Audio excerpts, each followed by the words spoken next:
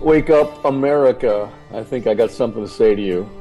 I say this every week. I love the United States of America, and I want you to love the United States of America too. Office Hours with Dr. A is not a safe space, so enter at your own risk.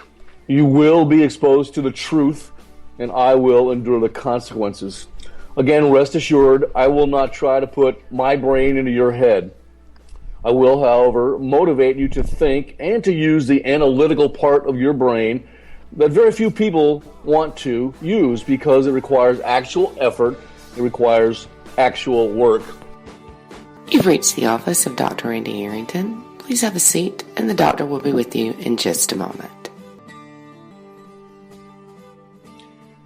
Hey, good afternoon, everybody. This is Dr. A, and we're here with in my office hours on the line with me. I'm hoping is Lou Esposito. She's my producer, sidekick, and of course I gave her the honorary tactical call sign of a naval aviator, Wench, and you know that she doesn't take crap from anybody. Wench, are you there? I'm here, and you always know I'm here because if I'm not here, we're not on the air.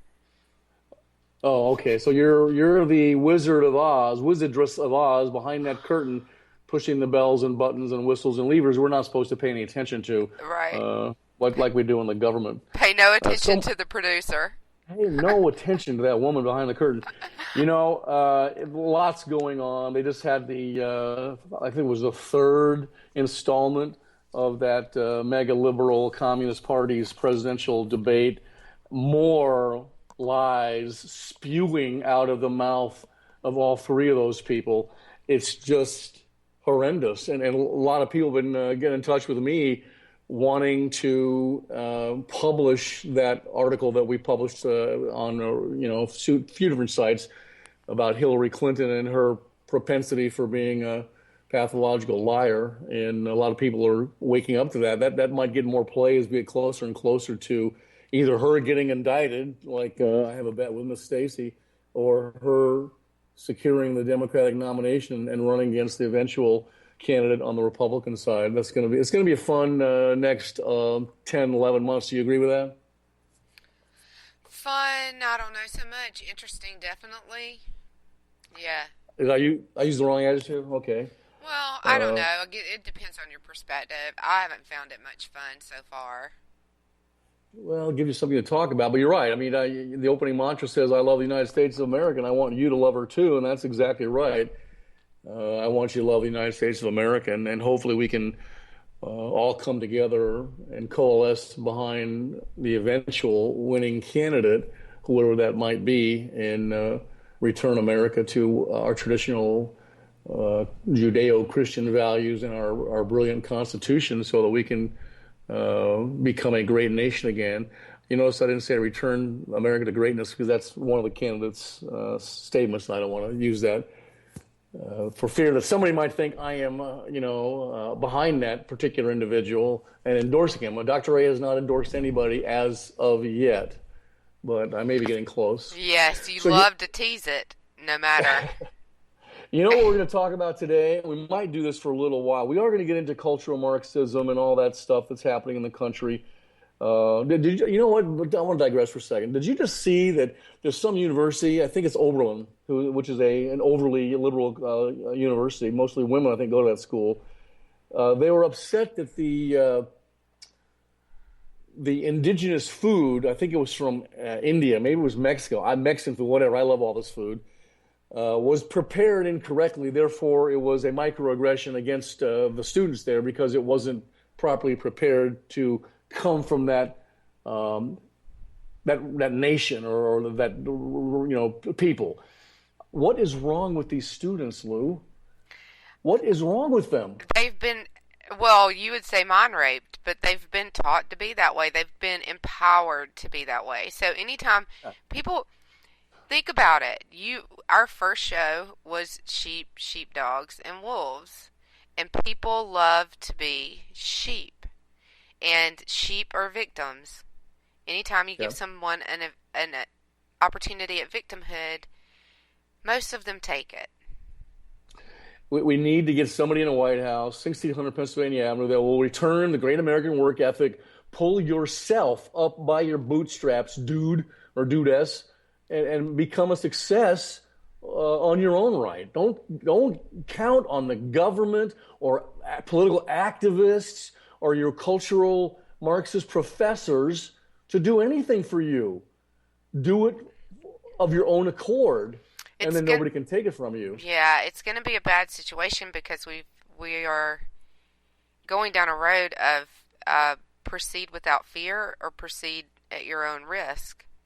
And kids are not learning to be fearless. They're learning to be fearful. Well, that's why when they come into my office hours or my classroom, they know it's not a safe space, that they will be exposed to the truth, and I will let them speak their piece. I'm not going to stifle them. I'm going to try to educate them to the truth. And that's what I do, and I'll endure the consequences. But here's the deal with America right now, besides what we're going through in the political realm and all that stuff that's happening in Washington, D.C. We talked about the Chicago Way. I think it was on the last show, and I published an article about that, how the Chicago Way is alive and well inside the Beltway, and those Beltway bandits are utilizing it to their maximum extent possible, bribery and blackmail to get certain public policies passed into existence that would never have a chance had they had to come through the actual democratic legislative process. And Obama's the master at this. We've got to get rid of this guy. I'm sorry if that offends you, but he is, committing treason every single day. I'm telling you the truth. And you know what, folks? We are at war, and today I'm going to tell you how to win the war against Islam. And you may not like that title, but that's what we're going to talk about. Are you ready to go with that, Lou? I'm more than ready. All right. I've been primed in the past few weeks, as you know. You've been what? I have been primed for this conversation over the past few weeks, as you well know. Well, you have this little show on Thursday nights at 8 o'clock on K98. It's called For Whom the Bell Tolls, and I want to give that show a plug because I'm fortunate enough and honored to be asked to appear on that show every now and again. Frequently. Last time I was on that show, you tried to handle me and accuse me of plugging Office Hours with Dr. A. Well, I may have done that, but I consider Office Hours with Dr. A to be our show. Well, so I was plugging our show. Yes. Well, yes, yeah, we're on the air quite often together, and we have a lot of fun. I get a lot of plugs. Well, I shouldn't call them plugs. I get a lot of notoriety from JD and Stacy on their show. There's two of them, Bloody Marys and Broads. Is that the right name of that show? Broadsheets, yeah. Oh, Broadsheets. But JD would like that name, actually. And the Game On Miss Stacy. Is that what it's called? Game On Miss Stacy? That's right, and they're on WNJC as well on Fridays at 5 p.m.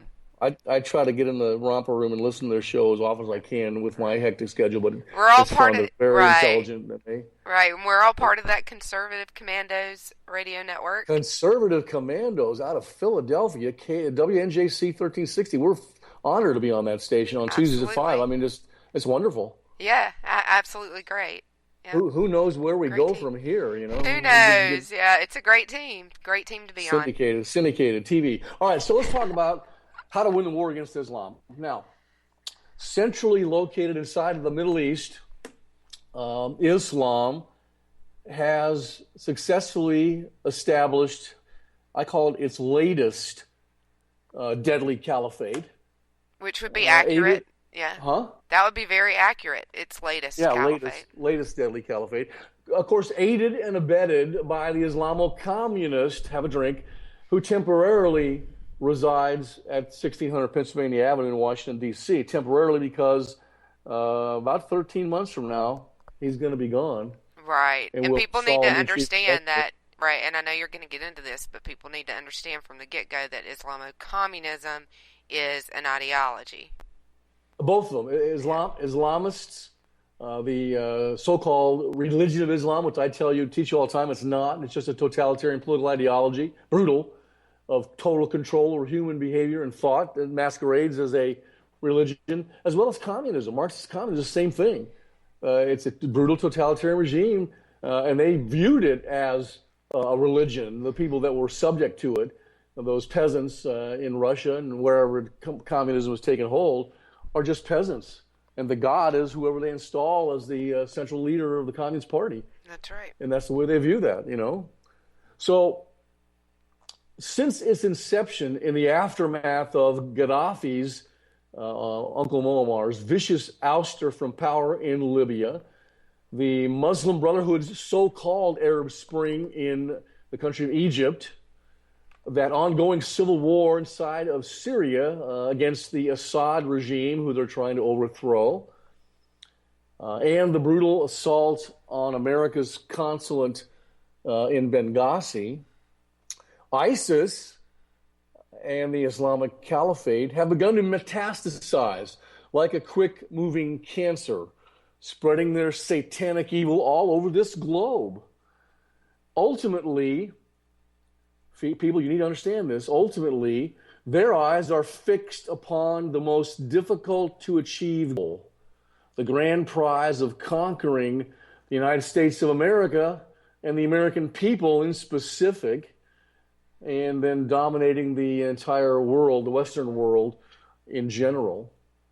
The West, or the Western world, basically refers to civilized society and those nations that adopt and advocate specific anthropologic values and principles, values such as the principle of political liberty, including freedom of expression and freedom of thought. People out there listening, I give my producer, Lou Esposito, the complete freedom of expression and complete freedom of thought. That's why she will handle me from time to time. To get a word in. Today she's just to get a word today in. She's gonna get a rude awakening because I don't think I can finish this show in 1 hour, maybe 2 hours. But I'll do my best. But Lou has, complete freedom of expression and freedom of thought to challenge me at any time, and she often does. And I do that on purpose. Sometimes I'll say things that I want my students or my listeners or the producer and other radio hosts to challenge me on. And I want them to go out and find on their own whether I'm telling them the truth or not. And I will routinely sometimes not say the exact truth just to call you out of a shell, which I know you're not in one, but some people are, to come out and challenge me and engage in intellectual banter. That's what it's all about, Lou. Mm-hmm. Now, the use, other principles, these anthropologic principles and values that the Western world adopts and uses, advocates, is the use of a logical, rational thought process as the primary vehicle through which our knowledge is gained and through which our knowledge is both expanded and perpetuated.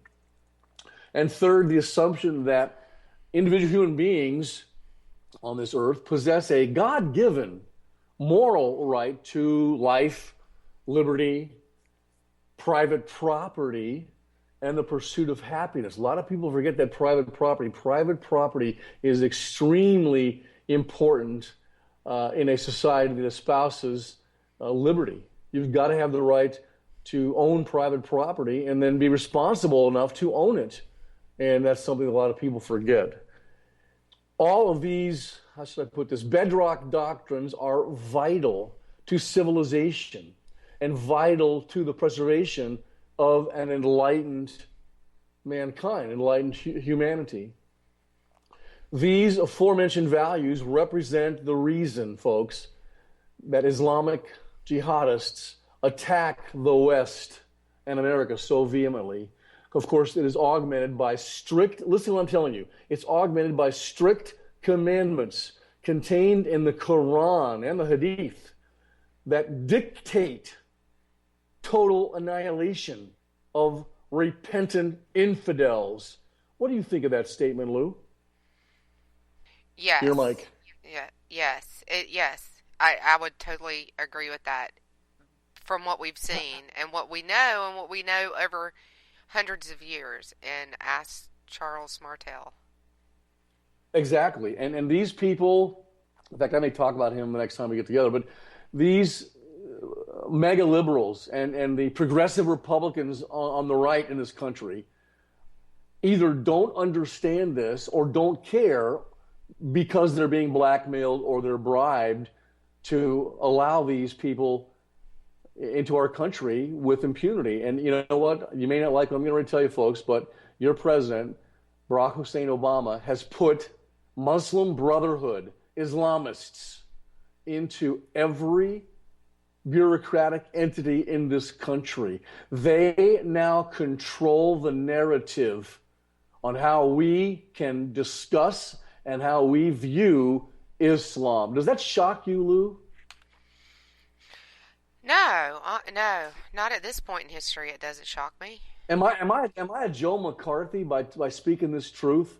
Because we're going to get into Joe McCarthy and what he Right? taught us. Yes. You would be labeled one, I'm sure, and I think that they've already drawn the comparison between McCarthy and those who Give call. it to me. Give it to me. Yeah, no, I I'm can not. take.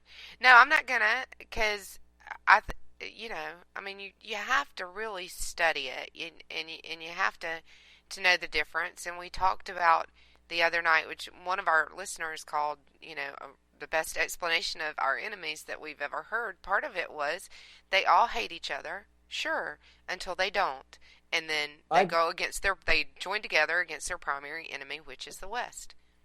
End of story. Dr. A taught you that. You don't like me going third person, but I'm going to do it. Dr. A taught you that last time we're together. This is what I was taught at UCLA, okay, by Professor Brody. I remember it like it was yesterday. In the Middle East, these Muslim countries, their mantra is me against my brother, but me and my brother against everybody else. That's their marching orders, Lou. And by the way, folks out there listening, this is going to be a two-part series. I'm sorry, but it's going to take us two parts, two separate shows for me to teach you what we have to do to win the war against Islam. I'm sorry, Lou. Sorry, folks. I just can't get him through one show in an hour. Right. Just keep going. Listen to this. Freedom, liberty is abhorrent to Muslim barbarians. And it is totally inconsistent with the type of totalitarian rule in the form of Sharia law that they wish to forcibly establish over all mankind. Now, of course, any grand strategy for winning the war against Islam must take into account that each Western nation has its own historical context that they must manage. Each Western nation has different lawful prerequisites for waging combat operations and for sending its warriors and its beloved national treasures into harm's way. And each Western nation has its own unique governmental apparatus for public policy decision-making. Now, that being said, I get asked this all the time. Dr. Ray, how do we defeat this latest Islamic Caliphate, at least temporarily, and win an unconditional surrender to end the ruthless, barbaric assaults that are currently terrorizing the world? Well, here are, I think I got 11 or 12. Here are the several tactics that must be implemented immediately to win the war against Islam. Here's the first one. Recognizing that Barack Hussein Obama is indeed a traitor, people, that represents the first unpleasant step we Americans must take toward the path of ultimate victory. President Obama must be impeached for treason and removed from office immediately. I think you need to spell out why.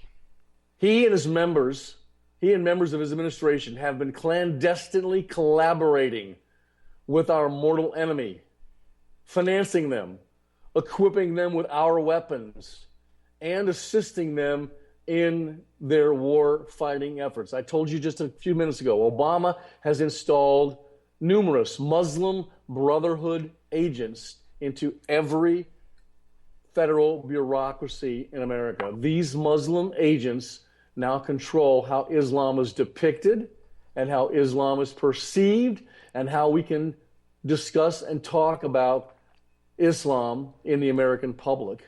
They control the narrative and the taqiyya talking points to remove all negativity from Islam, the religion of peace. Say it ain't so, Dr. A, but I got to tell you, folks, it is so. Mr. Obama your chief executive, is one of them. He told you that in his speech in Cairo. If you listened, he told the Egyptian Muslims, I am one of you. As such, he is an enemy of the American people. He must be removed from power. I think he should be removed from power before January 20th, 2016. It's your mic, Lou. Oh, wow. I would love to see that, but I don't think the process allows for time, and it's definitely not going to happen under this Congress. So we'd be waiting till he was gone anyway. I would love to see it, but it's not going to happen. I'm going to analyze that for me. Why not with this Congress? Why won't it happen, Lou? I will refer people back to every previous radio show that we've ever done. And the you call it the Washington Cartel, so does or Beltway Bandits. Washington Cartel is one of Ted Cruz's favorites, but it is the fact that they're basically all just in business together. Yeah, and the last show, the Chicago Way, go back and listen to that in the podcast replay or read the article or whatever. It lays it out. And I know I'm provocative, but sometimes the truth can be rude. And I'm telling you the truth, people. I'm sorry if you don't like hearing this, but I'm telling you the absolute truth. I will endure your consequences, the Twitter trolls that come after me or whatever. But it's the truth. So that's the first step we have to take to win the war against Islam. Do you need to take a break, Lou, or can we continue? What do you want to do? Yeah, it's going to be a 2-hour show. Take a quick break, and we will be back in just a minute. K98 Talk is continuing to expand its lineup. This means we are expanding our advertising base. Whether you're a startup trying to push through to the next level or an established business trying to supplement your advertising budget, web-based advertising is a solid investment. Thanks to Talk's newest partnership with TuneIn Radio and instant access to our sister station, K98 FM, we give you worldwide access at a reasonable cost. Interested parties should email us at advertise@k98talk.org. Office Hours on WNJC is brought to you by the Conservative Commando Radio Network. Yeah, welcome back. Oh, all right. Number 2, America, the American people must take the lead in this war against Islam. The American people, our wealth and our resources, and our nation's pragmatic, assertive leadership have always been needed in any warfighting coalition of allies that band together to bring an end to worldwide aggression. This will require a commander-in-chief who possesses the requisite amount of many things. Listen to what our commander-in-chief has to have. He has to have the requisite amount of courage, skill, cunning, knowledge, intellect, dogged determination, humility. I always want to keep our leaders with one foot firmly planted in humility. Godliness, fear of God, that's a good one. I just added that one. And a deep love of America to take the lead and actually allow our military to defeat this heinous enemy in conjunction with a warfighting coalition of our trusted allies. That's the second step that must take place. Number 3 in our Dr. A's prescription for winning the war against Islam, tell the American people that we are indeed at war against Islam. Make them fully understand this truth. Islamic jihadists, Lou, have callously attacked several Western nations. We've talked about it. Cruelly murdering our fellow countrymen and the citizens of our traditional allies. It really doesn't matter if Western politicians skirt around the issue using fancy language, an appeasing demeanor, and their politically correct speech. I reiterate, we are at war with Islam and those Islamic states that provide support, aid, comfort to these jihadists, whether these so-called Western leaders, both amongst our allies in the United States, acknowledge it or not. Whether or not the political class declares war, We are at war, Lou, with Islam because Islam is actively engaged in fighting a bloody war with us. We must be honest with the American people and make them understand and accept this fact. The unambiguous alternatives for America and the Western world are, here, I'm going to lay them out for you. Total victory and defeat of Islam with unconditional surrender given to us by the Islamic jihadists. Or, here's the other alternative, the other side of that coin, violent death and destruction of America and her allies and their people, and complete submission to the slavery and the domination of Islam. Here's Dr. A's advice, people. We win, they lose. Absolutely. And of course, I take that from Ronald Reagan. We win, they lose. There's no other alternative, folks. Yes, and you and I have both shared a meme on Twitter. It's one of my favorite memes ever of a fighter in a jet with the sign that said, "Can I please just shoot the bastards now?" Yeah. Yeah. I don't know if you can say that on TV. I'm going to have to bleep. I mean, that's not going to fly on NJC. I'm going to have to bleep that. Well, he had to cover his face up so he wouldn't be identified. He probably wore a generic helmet too, so it wouldn't be identified. Because a fighter pilot's, a naval aviator's helmet is very distinctive. And you got your call sign on the side or whatever, your squadron. I'm waiting logo, for mine, whatever. by the way. I still haven't received mine. Oh, you need it. Well, you know what? We got to get you one. They're very expensive nowadays. They're about $1,200. Oh, never mind. You get them from a place out in San Diego. Yeah, maybe. All right, so that's Dr. A's advice. That's Lou's advice as well. We win, they lose. So those are your first three things that we have to adopt if we're going to beat Islam. Here's the fourth one. Identify the enemy. It is Islam. Glenn Beck just wrote a book. I read it about a month ago. It is called It is Islam. And it is. I'm sorry to offend you. I know I'm offending a lot of people out there. But the enemy is Islam. America and the West cannot fully prepare strategic and tactical war plans, successfully target, and then ultimately defeat the enemy that is so brutally attacking us at the present without identifying to the American people who and what our enemy actually is. To date, Mr. Obama and his administration have gone to great lengths, if you will, to be politically correct and to use secret, diversionary, guilt trip tactics to deceive the American people into believing that we are not at war and that we certainly have no beef with the peace-loving Islamic religion. That's a crock, Lou. These diversionary tactics that the left is using and CARE and the rest of these people are using emanate straight from cultural Marxism, Lou, and from Saul Alinsky's Rules for Radicals. I want to read you I think there's 7 of the 13 Rules for Radicals that pertain directly to this. Okay, here's Rules for Radicals number 4. Make the enemy live up to its own book of rules.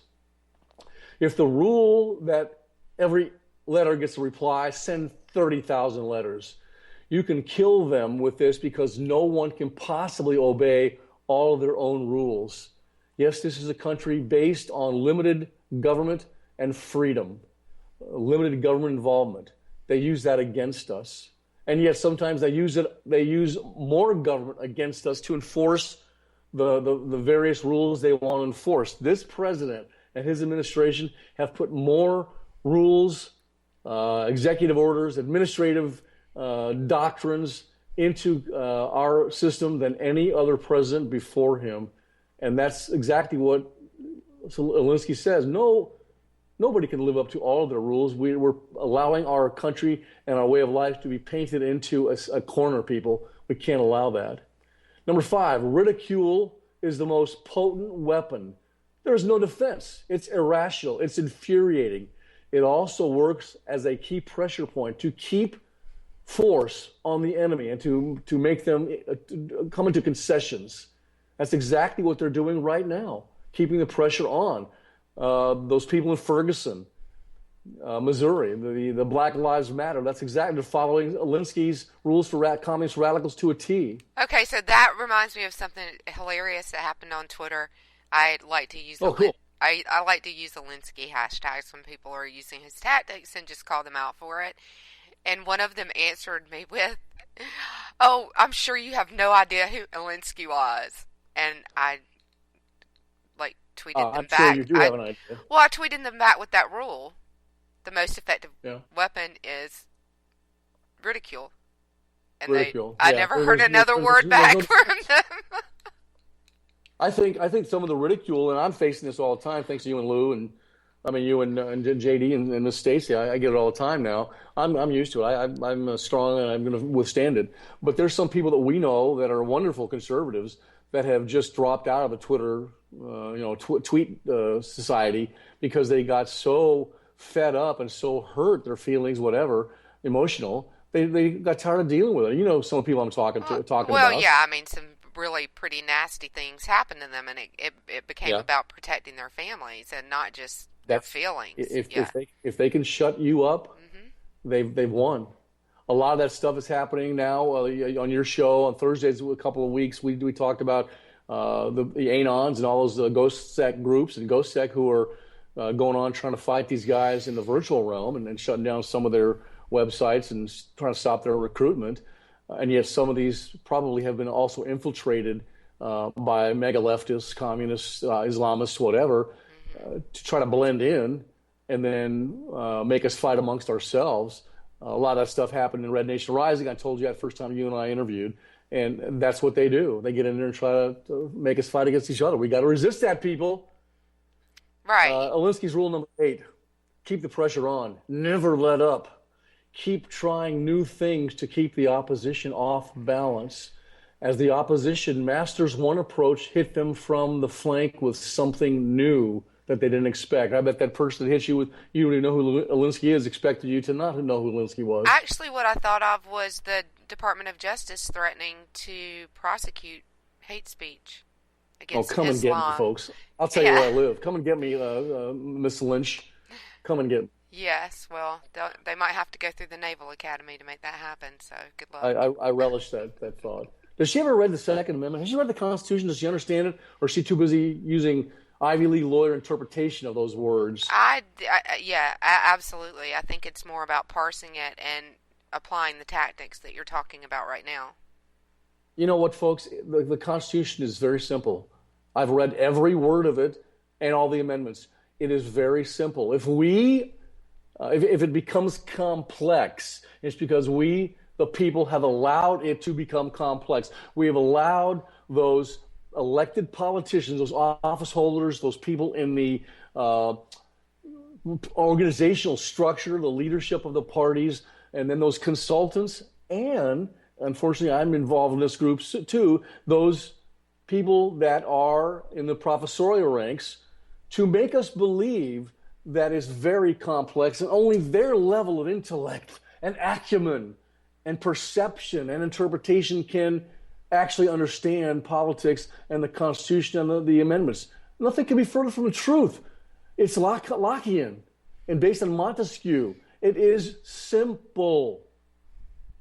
And we have allowed them to pervert it, Lou. That's what's going on. Number 9.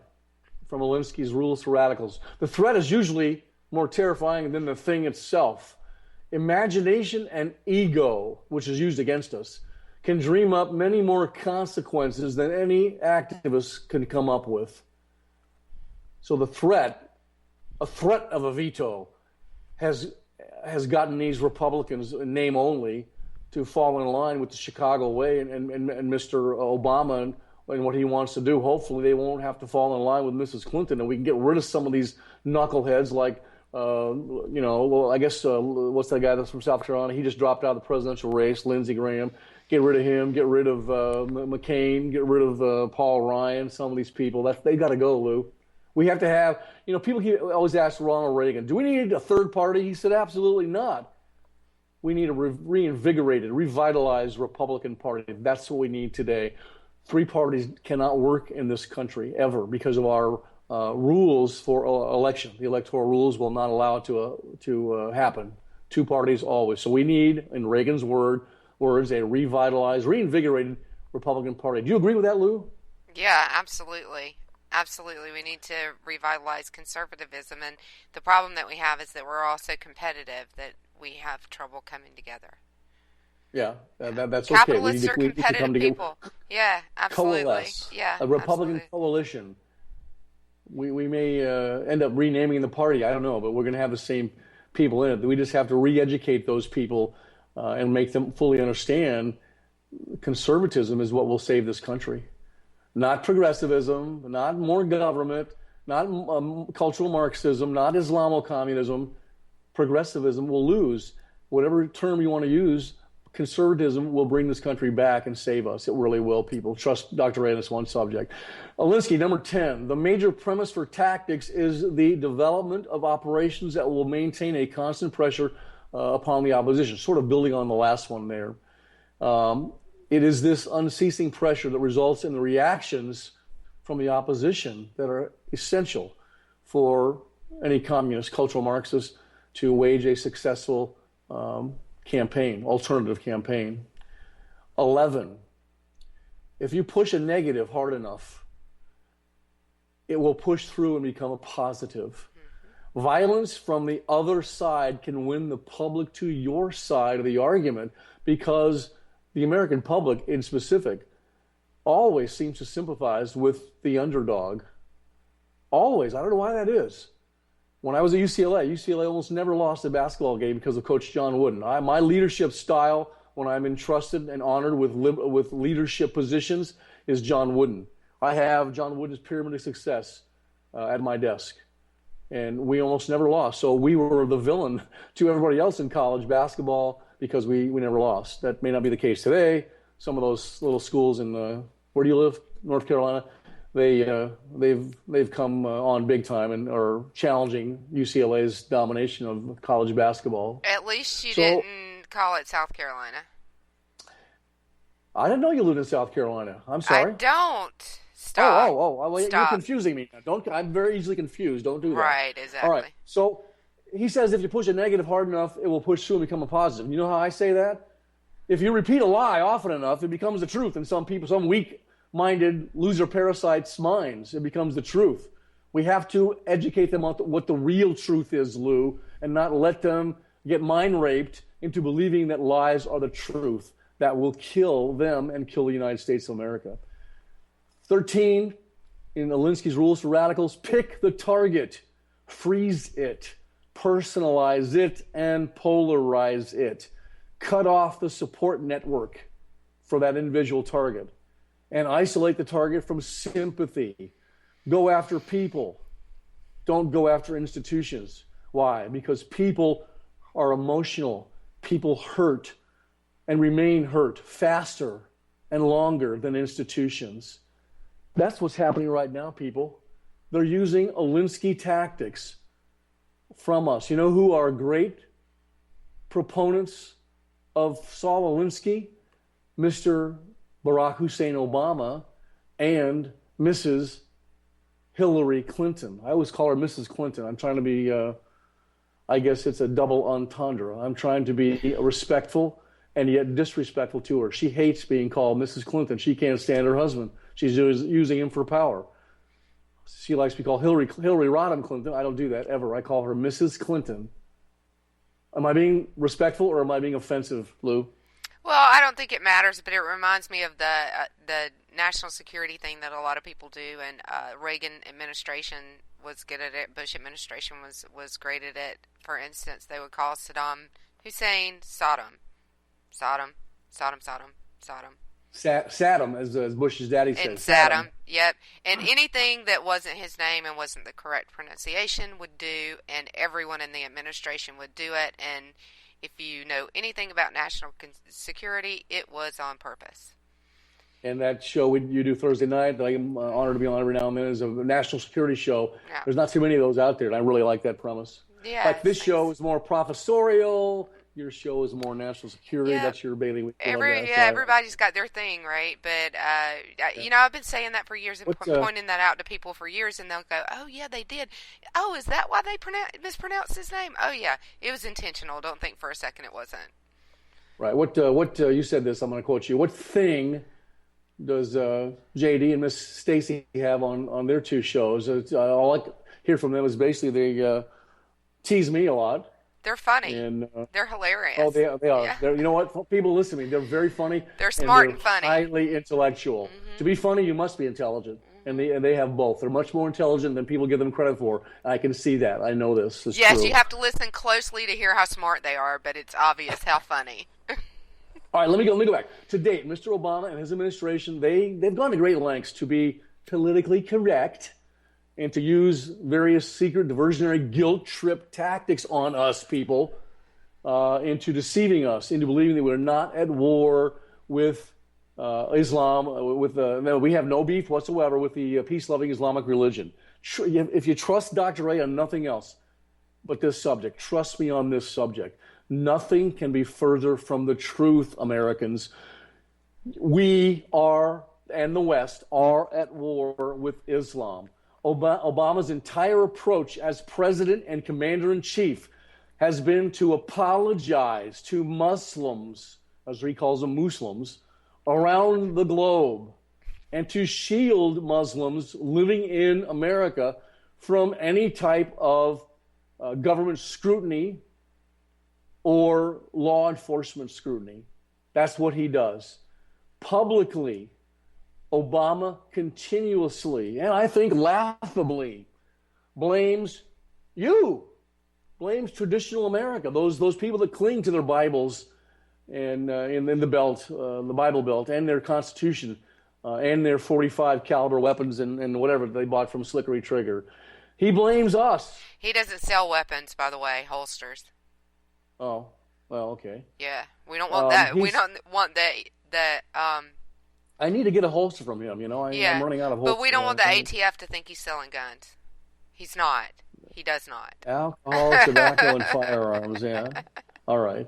He's got a wonderful wife, Tina. She engages me every now and then in the romper room. She's a sweetheart. And unlike everybody else, she's very, very honored when she speaks to me and very respectful. I kind of like that. Yeah, she's an honorable woman. Not that I deserve that. I need to keep one foot in humility, and you make sure that happens when you handle me. Right.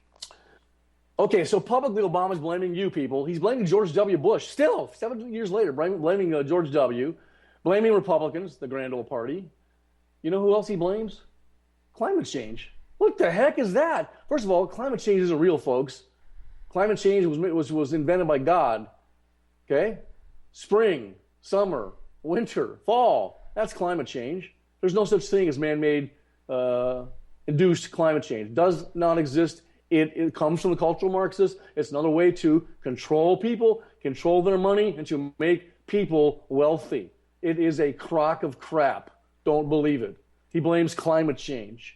And again, those clingers, true conservative, red-blooded American patriots, for causing the radical jihadists, causing them to engage in their heinous, murderous activities. We didn't cause this.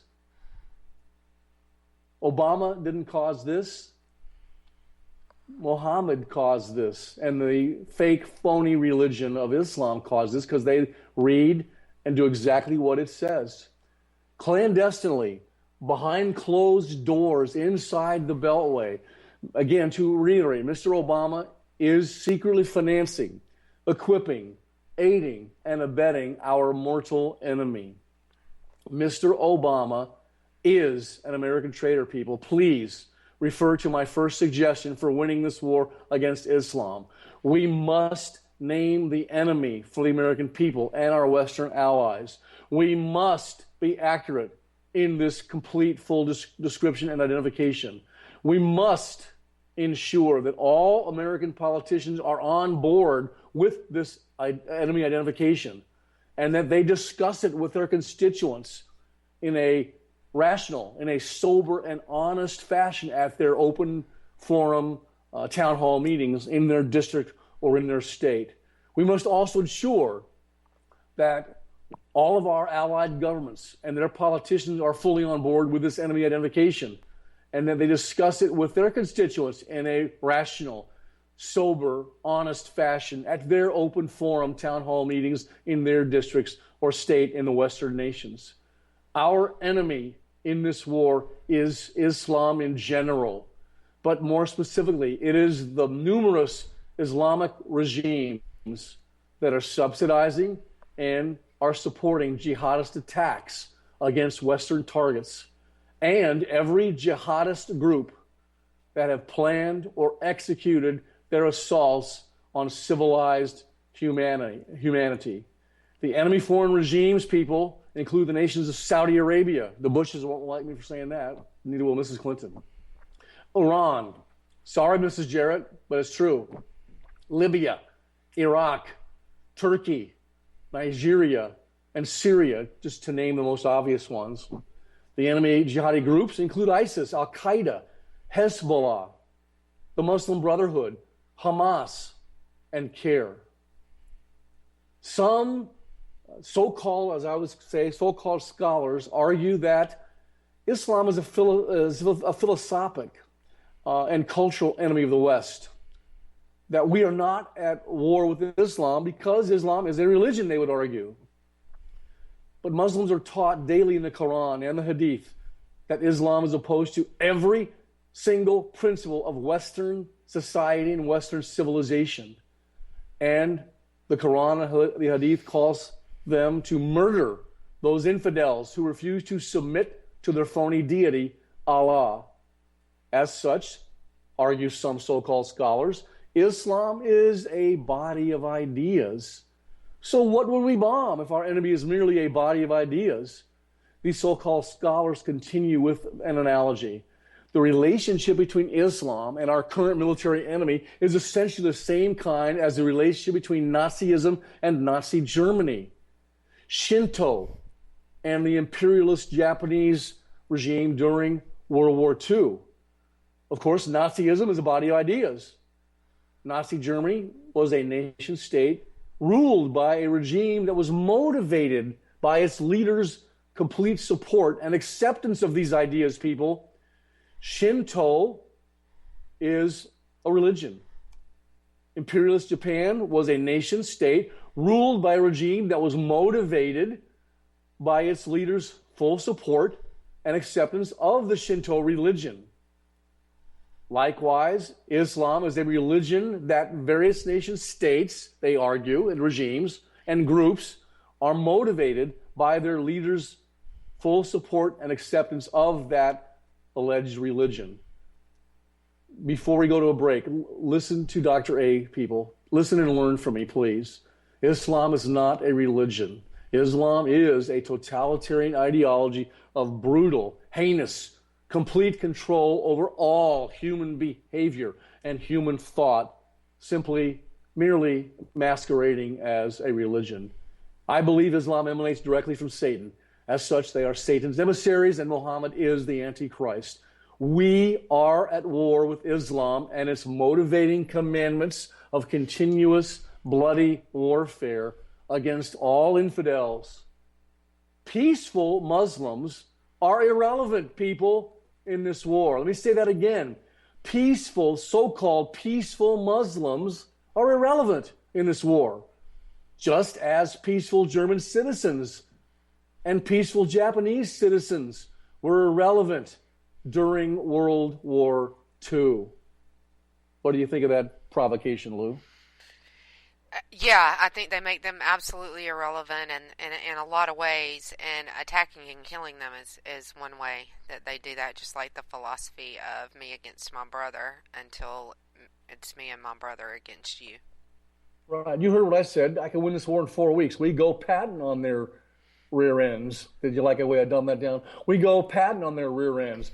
As Lieutenant Colonel Ralph Peters said, here's how you win. You kill every one of them, and then you kill their goat. You know what, people, I may get into this later, but no war, I hate to tell you this, but no war ever has been won and terminated without killing the enemy's civilian population, members of their civilian population. That is what forces the people that are waging war against us, the politicians, the military commanders, and then the warfare fighting machine, killing their civilians. That ends war and makes them stop. That's what ended World War II and the war in Japan, when Truman had the courage, the intestinal fortitude, I want to use JD's B word, but I won't, to make the decision to drop the atomic bombs in Nagasaki and Hiroshima, killing hundreds of thousands of civilians, Japanese civilians. They gave up. Unconditional surrender. I'm sorry, but that's what it takes. That's what it's going to take here. They're killing our civilians, people. Do you know that? What do you think, Lou? They definitely are. And it's ridiculous, and it's been a development over time, and it definitely started with the influence of cultural Marxism. You can look at history. People who don't know history, this is why they are so confused about the way things happen. But yes, our global strategy against our enemies has gone from no collateral, or do what you need to do to win a war, to no collateral damage at any cost, which means that you can kill as many of our citizens and as many of our people as you want to, but we're not going to kill yours because we are too PC. When I went to the strike warfare, Naval Strike Warfare Center up in Fallon, Nevada, became a strike leader. We planned various strikes, attacks, missions, and the big time mantra was we have to minimize civilian casualties. Nowadays, with Barack Obama, the rules of engagement, which are hamstringing our guys with hands behind their back, both under the sea, on the sea, in the air, and on the ground, is basically hamstringing it. They can't do anything really until they're dead. Basically, then they're shot at and hurt. We got to change those rules of engagement and go patting on their rear ends. That's for sure. How are we doing on time? Yeah, we're getting close, but you rest your voice for just a second, and we'll be back and wrap this up.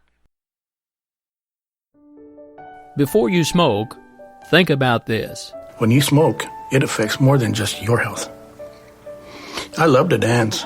That's something that I handed down to my family. I was pretty good at it too, before my doctor told me that secondhand smoke at work caused me to have asthma attacks, infections, and lung damage. And I never smoked.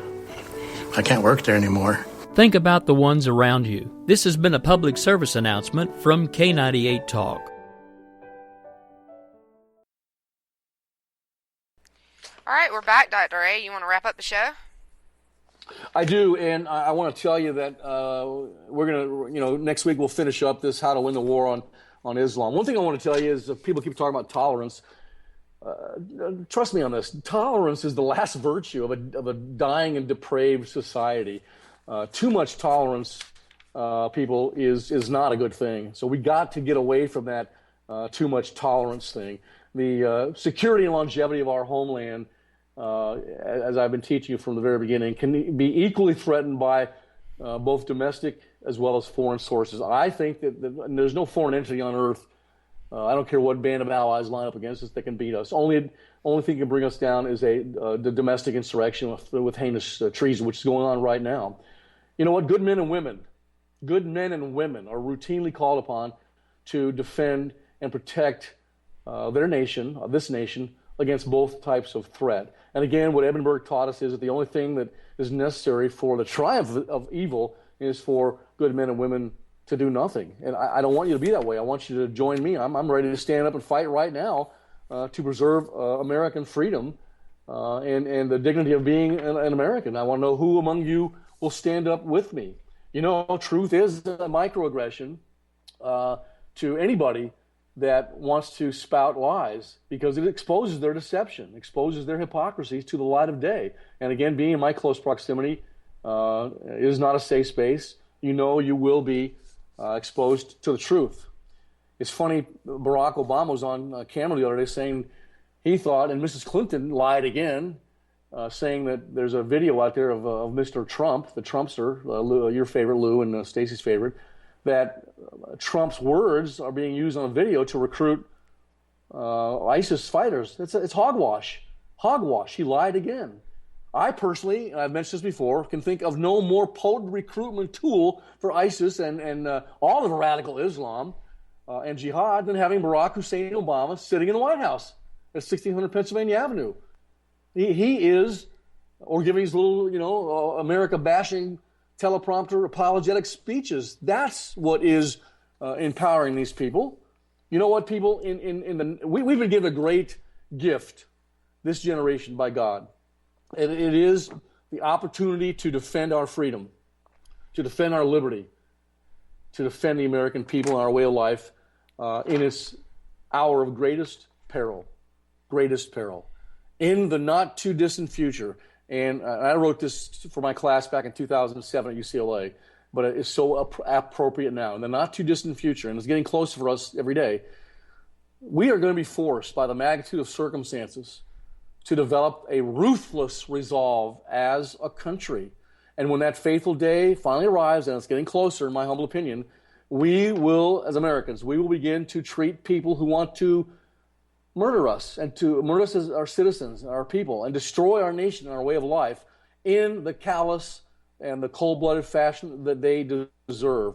Our nation's ultimate survival depends on developing this brutal style of behavior, at least until the threat subsides and we win the war. We force them to give us unconditional surrender. Then we can return as a nation to the normalcy, if you want to call it that, of our sleeping giant syndrome. I wrote that back in December 2007.